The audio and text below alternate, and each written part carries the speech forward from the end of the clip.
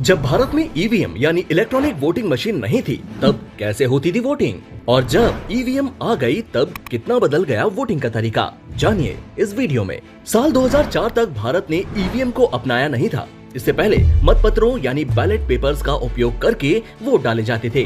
अलग अलग बॉक्स होते थे, वोटर अपनी पसंद के बॉक्स में बैलेट पेपर डाल देते थे।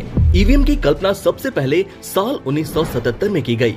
भारत में पहली बार चुनाव आयोग ने 1977 में सरकारी कंपनी ECIL यानी इलेक्ट्रॉनिक्स कॉर्पोरेशन ऑफ इंडिया को ईवीएम बनाने का टास्क दिया। 1979 में ECIL ने ईवीएम का प्रोटोटाइप पेश किया, जिसे 6 अगस्त 1980 को चुनाव आयोग ने राजनीतिक पार्टियों को दिखाया। इसके बाद मई 1982 में पहली बार केरल में विधानसभा चुनाव ईवीएम से कराए गए। उस समय ईवीएम से चुनाव कराने का कानून नहीं था, इसलिए सुप्रीम कोर्ट में ईवीएम द्वारा वोटिंग को चुनौती दी गई, जिसके बाद उन चुनावों को रद्द कर दिया गया।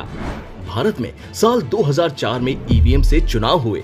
देश में 14वीं लोकसभा के चुनाव में ईवीएम का इस्तेमाल हुआ।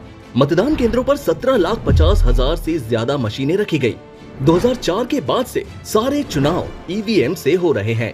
एक ईवीएम 2 यूनिट से मिलकर बनती है, पहली कंट्रोल यूनिट और दूसरी बैलेटिंग यूनिट। दोनों यूनिट 5 मीटर लंबी केबल से जुड़ी होती है।